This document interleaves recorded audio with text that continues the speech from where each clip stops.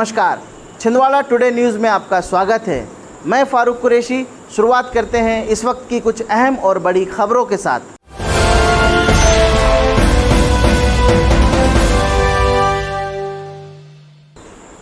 1 जुलाई से 31 जुलाई के बीच तबादले हो सकेंगे। मानवीय संवेदनाओं के आधार पर होंगे तबादले। मध्य प्रदेश सीएम शिवराज सिंह चौहान ने कहा, सभी के लिए निःशुल्क वैक्सीनेशन कैंप लग रहा है। योग दिवस से शुरुआत हो रही है। मध्य प्रदेश में महाअभियान के तहत 7,000 सेंटर शुरू होंगे। हर सेंटर पर एक एक प्रेरक अनिवार्य रूप से रहेगा। 21 जून को 10 लाख लोगों को टीका लगाया जाएगा। टेस्टिंग भी लगातार जारी रहेगी। किल कोरोना अभियान लगातार जारी रहेगा। तीसरी लहर को आने से रोकना है। डेल्टा प्लस को लेकर सावधान रहने की ज़रूरत है। साथ ही साथ 1 जुलाई से तबादले हो सकेंगे। मानवीय संवेदनाओं के आधार पर तबादले होंगे। इस बार भी हमने तय किया था कि प्रशासनिक और मानवीय आधार पर कुछ स्थानांतरण जरूरी है, लेकिन फिर कोविड का महासंकट आ गया तो वो स्थानांतरण से जो प्रतिबंध हटाया जाना था वो नहीं हटाया गया।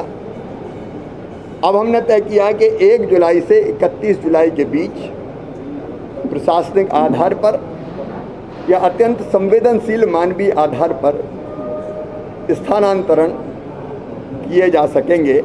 स्वास्थ्य शिक्षा मंत्री विश्वास सारंग ने कहा, डेल्टा प्लस वायरस एक सेंसिटिव विषय है। जब तक इसकी जांच ना हो जाए कोई धारणा ना बनाएं। एक पेशेंट मिला है और इस वक्त वो पेशेंट ठीक है, उसे वैक्सीन के दोनों डोज लग चुके थे। वहीं मंत्री विश्वास सारंग ने कहा, कोरोना अभी पूरी तरह से ख़त्म नहीं हुआ है। सावधानी जरूर बरतें, मास्क लगाएं, सैनिटाइज करें और पर्याप्त दूरियां बनाए रखें। मध्य प्रदेश में डेल्टा प्लस का एक मरीज़ मिला है जिसकी जांच की गई है और वो पेशेंट अभी ठीक है। उनको दोनों वैक्सीनेशन के डोज लग चुके थे। डेल्टा प्लस वायरस एक सेंसिटिव विषय है। जब तक विशेषज्ञ अपनी रिपोर्ट ना दे दें तब तक कोई धारणा ना बनाएं। कोरोना अभी पूरी तरह समाप्त नहीं हुआ है, कम जरूर हुआ है, इसीलिए प्रोटोकॉल का पालन करते रहना चाहिए।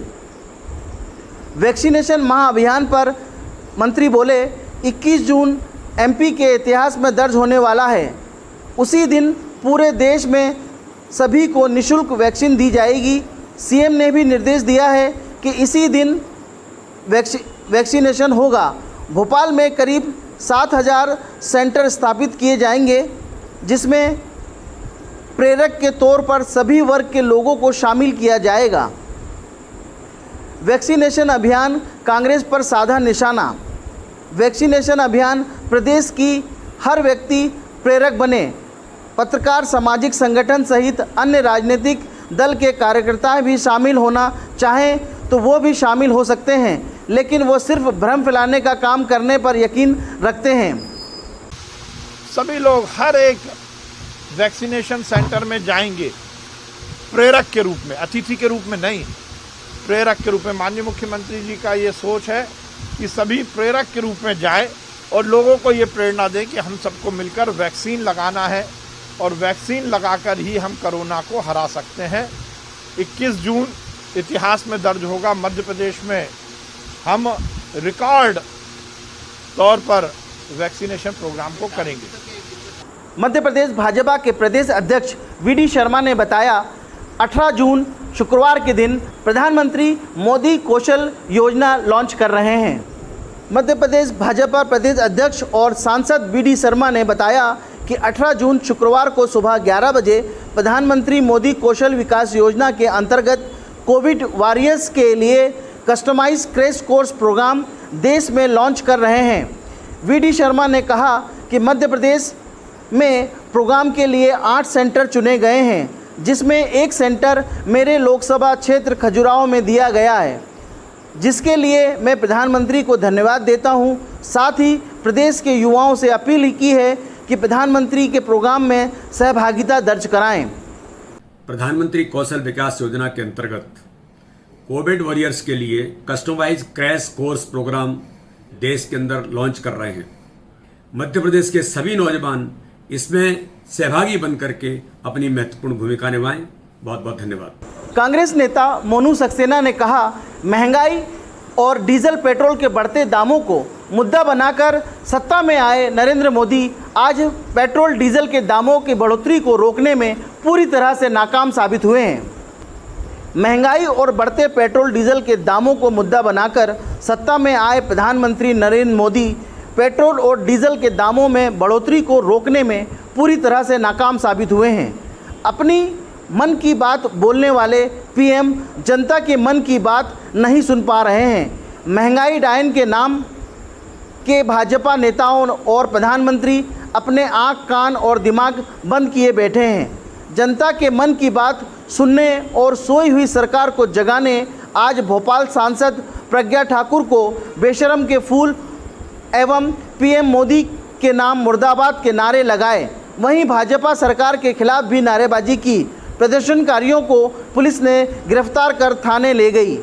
वहीं कांग्रेसी कार्यकर्ताओं के साथ मोनू सक्सेना भी उपस्थित थे।